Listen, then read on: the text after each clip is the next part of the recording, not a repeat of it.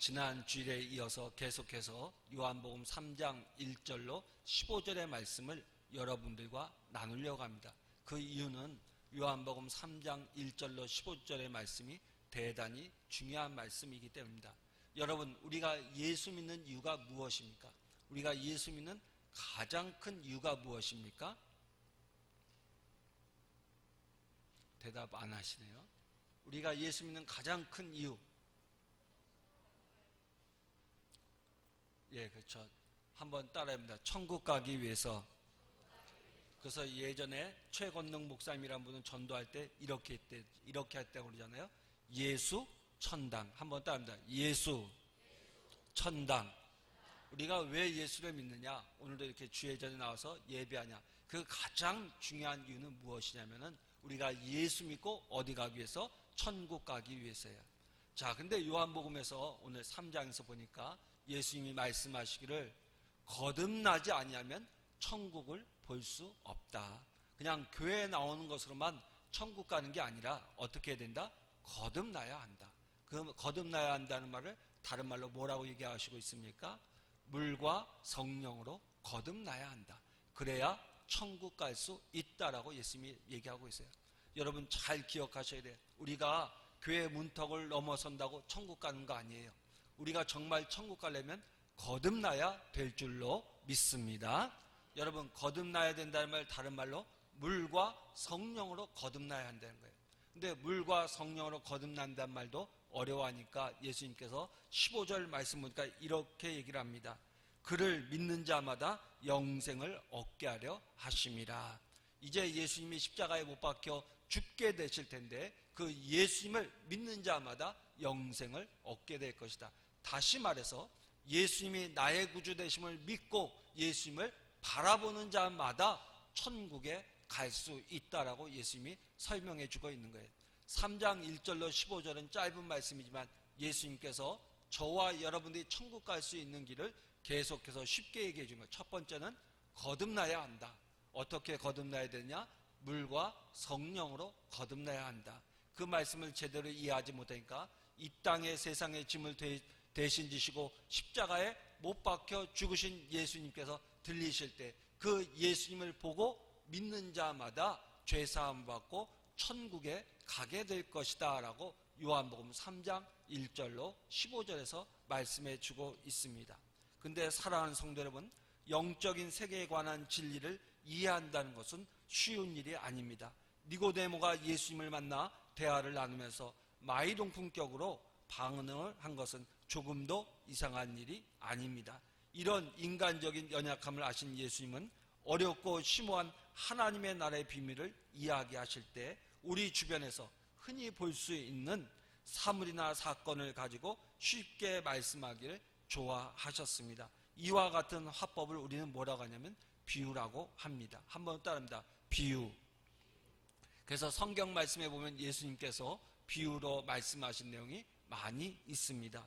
물길로 온 수가성 여인에게 구원의 진리, 성령의 진리를 샘물의 비유로 풀어주신 것과 주님과 우리 사이를 양과 목자의 관계로 설명하신 것, 또 과수원 곁을 지나가시다가 포도나무를 가리키며 하나님 아버지와 우리는 끊을 수 없는 생명의 관계를 가지고 있다는 진리를 말씀하신 것 등은 비유의 좋은 예가 될 것입니다. 마이크를 좀 올려주세요.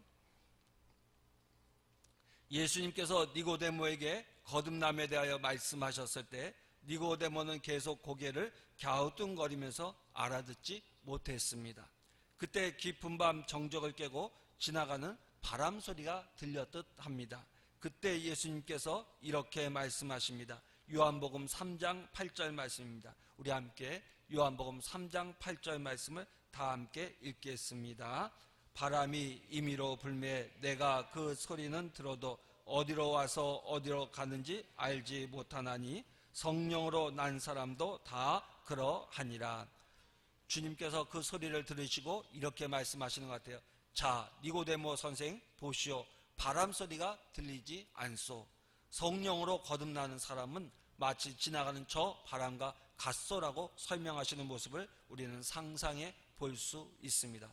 그러나 아직도 니고데모는 예수님의 말씀을 알아듣지 못하고 있었습니다. 요한복음 3장 9절의 말씀 우리 함께 다 같이 천천히 읽습니다. 3장 9절입니다. 니고데모가 대답하여 이르되 어찌 그러한 일이 있을 수 있나이까. 바람에는 두 가지 성격이 있는 것을 예수님의 비유에서 알 수 있습니다. 하나는 신비성이고 바람은 신비한 면을 가지고 있습니다. 바람이 어디에서 생겨서 어디로 불며 어떻게 소멸하는지 그 당시 사람들로서는 도무지 추적할 수 없는 자연 현상이었습니다. 물론 오늘날에는 인공위성을 통해서 바람의 생성 과정과 진로를 추적하는 과학적 지식을 가지고 관찰하기 때문에 예수님의 설명이 이상하게 들릴지도 모릅니다. 그러나 지금 예수님은 과학적 지식을 논하는 것이 아닙니다. 그 당시 사람들이 알고 있는 상식의 근거에서 말씀하시는 것입니다. 바람은 신비스러운 존재이면서 동시에 사실성을 가지고 있습니다. 아무리 미미한 바람이 지나가도 우리는 그 소리를 들을 수 있습니다. 마찬가지로 거듭난 사람에게도 이 신비성과 사실성이 동시에 존재합니다.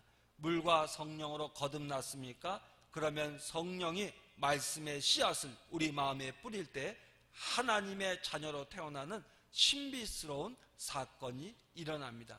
동시에 반드시 삶의 변화라고 하는 사실적인 증거가 따라옵니다. 우선 먼저 우리 중생의 신비성에 대해서 잠시 말씀을 나누고자 합니다. 거듭남은 너무나도 신비스러운 사건입니다. 성령이 심은 말씀의 씨앗이 싹이 나면서 우리가 하나님의 자녀로 태어나는 것입니다. 그러나 성령과 말씀이 우리 안에서 어떻게 작용하여서 그처럼 놀랍고도 신비스러운 일이 일어나는지 아무도 설명할 수 없습니다. 하나님만이 알고 계시는 신비임이 틀림이 없습니다. 100여 년 전 진화론을 발표해서 기독교에 엄청난 해를 끼친 찰스 다윈을 여러분들은 아실 것입니다. 그가 한 번은 남아메리카 부족들을 상대로 진화 과정을 연구하고 있었습니다. 그 당시 남아메리카의 정글에는 그 숫자가 몇백 명에서 몇천 명에 이르는 부족들이 많이 살고 있었습니다. 그 부족들을 대상으로 원숭이로부터 사람으로 발전하는 진화 과정에 어떤 근거를 찾고 있었습니다. 그때 그는 파타고니아의 원주민을 만났습니다. 그가 보기에 그들이 인간으로 보이지 않았습니다. 인간으로 간주하기에는 너무나도 비인간적이고 짐승으로 보기에는 너무나도 인간적인 모습을 하고 있었기 때문입니다. 그래서 그는 그들을 원숭이와 인간의 중간쯤 되는 것으로 생각했습니다. 결국 다윈은 그 부족을 연구 대상 목록에서 빼버리고 말았습니다. 근데 얼마 후 어느 선교사가 파타고니아 부족에게 복음을 전하기 위해서 들어갔습니다. 그들이 복음을 받아들이자 놀라운 일이 일어났습니다. 추장을 위시해서 대부분의 사람들이 중생의 체험을 한 것입니다. 이렇게 되니 사람이 변하면서 그들의 생활 관습이 달라지기 시작했습니다. 두 번째 찾아온 다윈은 그들의 변화상을 보고 너무나도 놀랐습니다. 사람으로 보이지 않았던 미개한 종족이 어떻게 한순간에 그토록 달라질 수 있었는지 영문을 알 수 없었습니다. 그러나 선교사가 복음을 전해서 그런 이변이 일어났다는 것을 안 그는 선교사에게 선교 헌금을 바쳤다라는 그런 일화가 있습니다. 이처럼 거듭남의 역사는 너무나도 신비스러운 것입니다.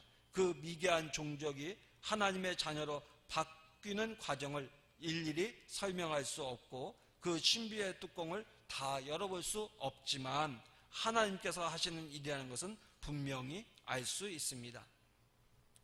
뒤늦은 나이에 중생을 경험한 광고 글을 쓰는 이만자라는 분이 있습니다. 그분이 거듭나고 난 다음에 쓴 글이 있는데 참 재밌는 글입니다. 참 별 희한한 일도 다 있다. 참 별 희한한 일도 다 있다. 내 나이 머지않아 7,000명을 바라보는 나이에 아무리 생각해 보아도 별일은 별일이다. 세상에 나처럼 한평생 엉덩이에 뿔을 높이 달고 휘저어대며 오로지 술과 벗과 객기를 인생의 낙인 양 믿고 살던 사람이 어느 날 갑자기 참으로 갑자기 그 줬던 술벗들 대신에 예수님 사랑해요 어쩌고를 웅얼거리며 이미 이 세상에 호적이 존재하지 아니하는 까닭에 일찍이 한 번도 본 일이 없는 먼 나라 목숫간 집내 털보 아들을 은근히 혼자서 속으로 짝사랑하기 시작했으니 말이다. 이만재 씨는 거듭남의 신비를 누구보다 실감남에게 표현하고 있다고 생각합니다. 시편의 저자는 자기 육신의 몸을 입고 아버지와 어머니 사이에서 태어나게 된 것이 너무나도 신비해서 이렇게 고백합니다. 시편 139편 14절의 말씀입니다. 내가 주께 감사함은 나를 지으심이 심히 기묘하심이라. 주께서 하시는 일이 기이함을 내 영혼이 잘 아나이다. 예전 성경에는 심히 기묘하십니다라는 말을 신묘막측하다는 말로 번역하고 있습니다. 신묘막측하다는 말은 무엇입니까? 너무나도 신비해서 도무지 이해가 되지 않는다는 말입니다.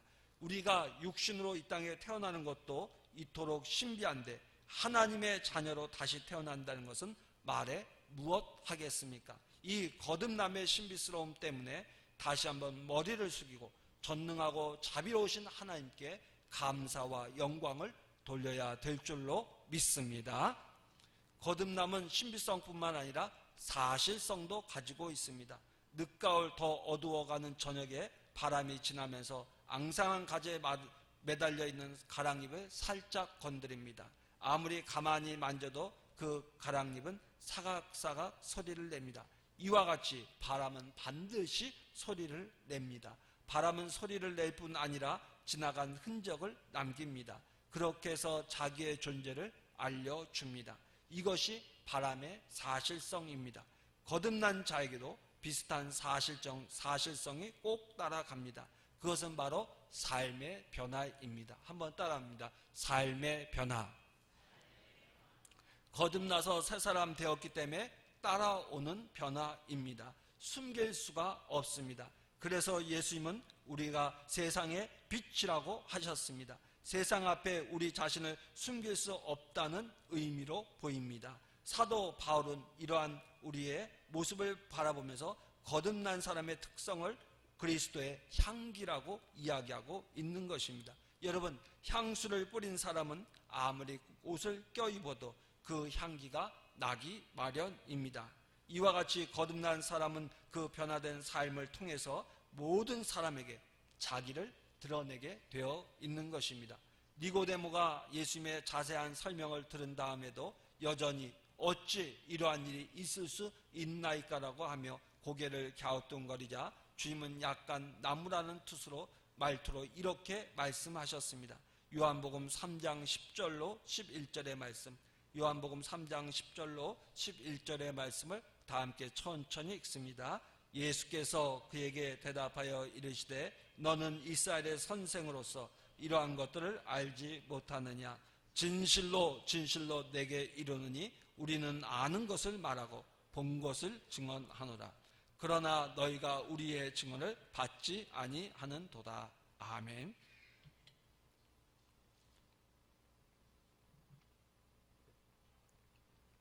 여기서 우리가 누구를 가리키는가에 대해서는 여러 가지 견해가 있습니다. 성부, 성령, 성삼위일체를 가리킨다는 견해도 있고 예수님과 세례요한 두 사람을 일컬어서 말씀하시는 것이라는 견해도 있습니다.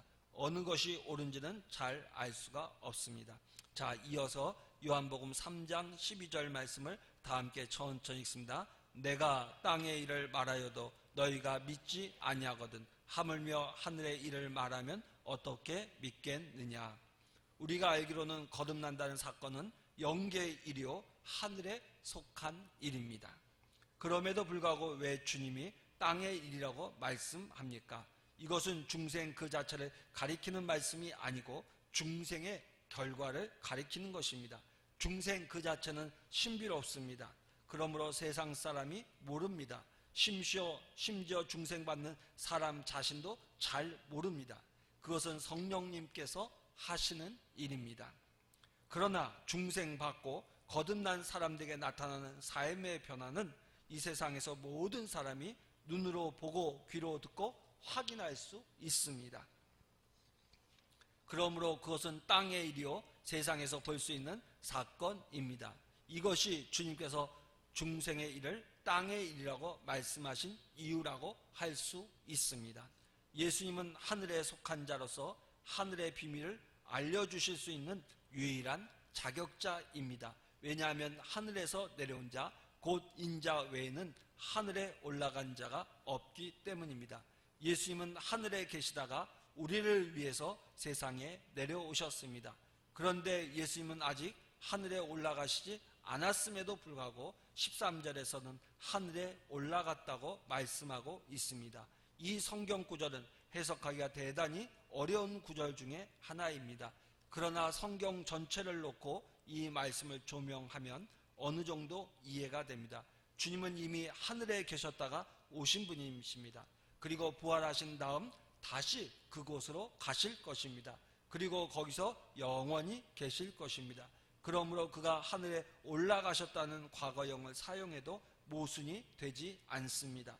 그의 거처는 영원한 하나님의 나라이기 때문입니다. 이런 의미에서 예수님은 하늘에 속한 신령할 비밀을 우리에게 알려주실 수 있는 유일한 진리가 되는 것입니다. 거듭난 사람은 그 변화를 숨길 수 없습니다. 여러분, 우리가 아이를 키워보면 이런 사실을 잘 알 수 있습니다. 아이가 처음 태어났을 때 3, 4개월은 아이가 누구 닮았는지 참 분간하기가 어렵습니다. 외가 쪽을 닮았는지 아니면 친가 쪽을 닮았는지 알 수가 없습니다. 그래서 때로 부모들이 자기를 닮았다고 우겨댑니다. 그러다가 아이가 나이가 1살쯤 되어서 윤곽이 뚜렷해지면 누구를 닮았느냐는 이야기를 가지고 입씨름을 할 필요가 없습니다. 하나님의 자녀로 태어난 사람도 마찬가지입니다. 처음에는 내가 거듭났는지를 잘 모를 수 있습니다. 그러나 신앙이 자라면서 하나님의 아들답게 이목구매가 뚜렷해집니다. 세상 사람보다 하나님을 더 사랑합니다. 하나님의 말씀을 사모합니다. 또 선악을 분별할 줄 압니다. 자기의 소속이 어디인가를 놓고 절대 혼란을 겪지 않습니다. 세상에 속한 자도 아니요 더 이상 세상에 속할 수도 없다는 사실을 확신하기 때문입니다. 거듭난 사람은 죄에 대한 태도가 단호해집니다. 하나님의 씨가 우리 안에 있어서 죄를 범할 수 없기 때문입니다. 중요한 말씀 하나를 찾아봅니다. 요한일서 3장 9절의 말씀입니다. 요한일서 3장 9절의 말씀. 우리 성경을 찾기가 불편하신 분들은 앞에 화면을 보시기를 바랍니다. 우리 함께 다 같이 읽습니다. 하나님께로부터 난 자마다 죄를 짓지 아니하나니 이는 하나님의 씨가 그 속에 거함이요 그가 범죄하지 못한 것은 하나님께로부터 났음이라. 아멘. 자, 요한일서 3장 9절이 분명히 이야기해 주고 있는 것처럼 하나님의 씨가 안에 있는 사람은 죄를 짓지 않습니다. 그리고 죄악을 범하지 않습니다. 왜 그렇습니까? 우리 안에 하나님의 씨, 하나님의 말씀이 있어서 성령이 계셔서 우리로 하여금 하나님의 편에 서게 하기 때문입니다. 거듭난 사람은 그래서 삶의 목표를 세울 때도 전적으로 하나님을 기쁘시게 하는데 초점을 맞춥니다. 우리 자신을 중심에 두고 살던 삶이 하나님 중심으로 바뀌는 것입니다. 그러므로 거듭난 사람이 세상 사람들 눈에 다르게 보이는 것은 너무나도 당연한 일입니다. 여러분, 오늘 여러분들이 거듭났기 때문에 주일이지만 여러분들이 피곤한 몸을 이끌고 주의 전에 나와 이렇게 예배하는 줄로 믿습니다. 세상 사람들은 여러분들이 교회 가는 모습을 보고 이렇게 얘기합니다. 저 사람은 예수 믿는 사람이야. 왜요? 예수 믿지 않는 사람들은 교회를 나오지 않으니까. 그러나 예수 믿는 사람은 어떻게 합니까? 주일을 빠지지 않고 교회에 나옵니다. 여러분들이 거듭났냐 거듭나지 않았느냐는 아주 쉽게 무엇을 알 수 있느냐? 거룩한 주일이 되었을 때 내가 주의 전을 향하여 발걸음을 옮기고 있느냐, 옮기고 있지 않느냐로도 분별할 수가 있는 것입니다. 여러분, 오래전 이야기지만 예전 88년 올림픽에서 미국이 자랑하는 흑인 단거리 선수가 있었습니다. 그리피스 조이너라는 선수였습니다. 그녀는 경기를 하고 나면 1등을 했든 2등을 했든 운동장에 무릎을 꿇고 기도하는 습관을 가지고 있었습니다. 그래서 하루는 MBC 기자가 그를 인터뷰했습니다. 그리피스 씨, 운동장을 달리면서 무슨 생각을 했습니까? 그때 대단히 감동적인 대답을 했습니다. 나는 하나님께 영광을 돌리기 위하여 달렸습니다. 금메달도 명성도 다 안개와 같은 것입니다. 나의 경기를 통해 하나님이 영광 받으시는 것만이 나의 만족입니다. 오직 그것을 위해서 나는 뛰었습니다. 여러분, 얼마나 세상 사람들과 다릅니까? 여러분들은 왜 힘써 일하십니까? 여러분들은 왜 돈을 벌려고 애를 쓰고 있습니까? 이 목적이 분명해지시기를 바랍니다. 기독교의 힘이 어디에 있습니까? 기독교의 권위가 어디에서 나옵니까? 기독교의 신뢰성이 어디에서 비롯되는 것입니까? 이런 것들은 바로 거듭난 사람들의 변화된 삶에서 오는 것입니다. 변화된 삶이 기독교의 능력이요, 기독교가 이 세상에서 살아남을 수 있는 비결인 것입니다. 20세기 초에 미국에 아이언사이드라는 유명한 목사님이 계셨습니다. 그는 당시에 능력 있는 전도자이며 설교가로서 시카고의 무디교회 담임 목사로서 일하고 있었습니다. 그가 쓴 회고록에 감동적인 이야기가 하나 있습니다. 그가 신학교를 졸업하고 샌프란시스코에서 막 목회를 시작할 때였습니다.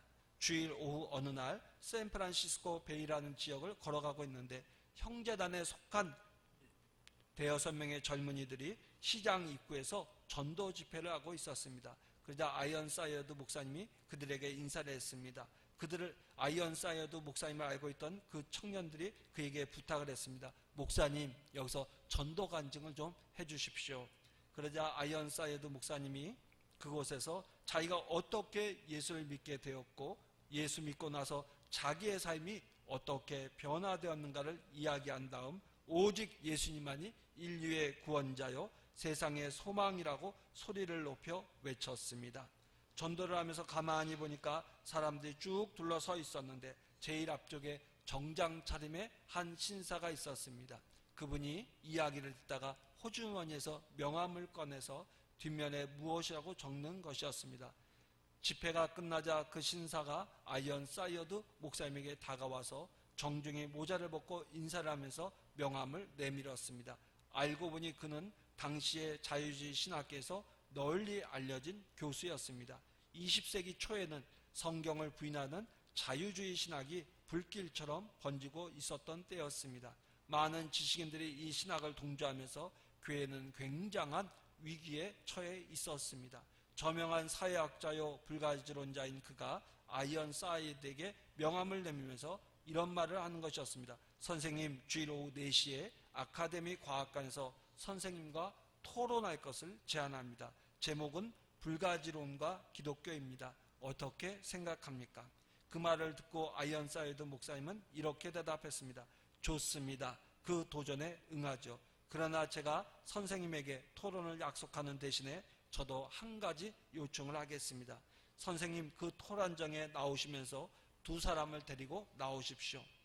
과거에 구제불능이라고 할 정도로 부끄러운 생활을 하던 사람들 중에서 선생님의 강의를 듣고 변화받아 죄를 멀리하고 새 사람이 되어서 지금은 모든 사람에게 칭찬을 받고 있는 두 사람을 데리고 오십시오. 두 사람 중 한 사람은 남자이고 한 사람은 여자여야 합니다.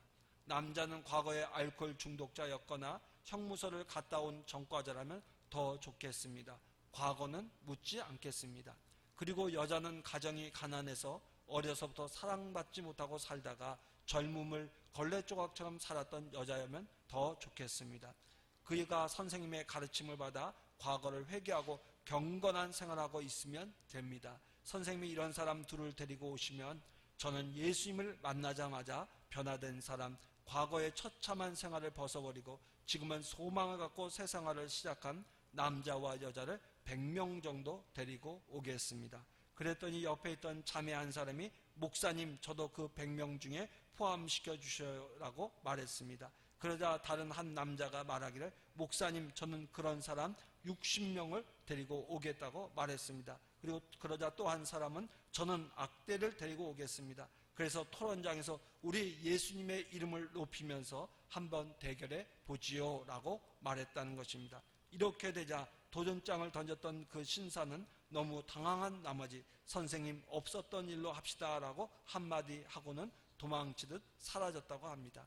여러분, 기독교의 능력은 예수 믿고 거듭난 사람들의 변화된 삶에서 비롯됩니다. 아멘. 기독교의 능력은 예수 믿고 거듭난 사람들의 변화된 삶에서 비롯되는 줄로 믿습니다. 변화된 사람들의 아름다운 이야기를 담은 캡슐이 교회 안에 많이 있을 때 기독교가 세상에 짓밟히지 않는 것입니다. 지금부터 3, 40년 전만 해도 이런 이야기가 교회 안에서 많이 있었습니다. 그러나 안타깝게도 오늘 우리 교회 안에서는 이런 변화된 사람들의 이야기가 드물어지고 있습니다. 사랑하는 성도 여러분, 우리가 예수님 만나고 예수 안에서 거듭나서 변화된 삶을 살게 될 때에 우리가 세상의 빛과 소금의 역할을 감당하게 될 줄로 믿습니다. 여러분, 오늘 우리의 신앙에 왜 힘이 없습니까? 그것은 오늘 저와 여러분들이 온전히 예수님을 의지하고 살아가지 않고 있기 때문입니다. 사랑하는 성도 여러분, 성령을 의지하세요. 성령님께서 내 안에서 역사하시기를 날마다 기도하시기를 바랍니다. 그러면 성령의 신비로운 역사가 나 같은 사람을, 우리 같은 사람을 거듭나게 하셔서 예수님 닮아가는 믿음의 사람으로 바꾸어 줄 줄로 믿습니다.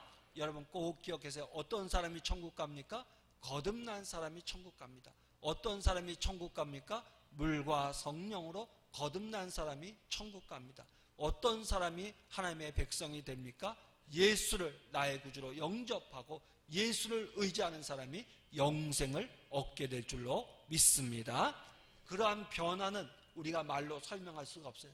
성령께서 우리 가운데 임재하실 때 신비롭게 우리의 삶을 변화시킬 줄로 믿습니다. 그러나 그러한 성령의 체험 속에서 우리가 거듭나게 되면 우리도 모르는 사이에 우리의 생각과 행동과 모든 것이 변화되어 세상 사람들 앞에 빛과 소금의 역할을 감당하는 믿음의 사람이 될 줄로 믿습니다. 기도하겠습니다.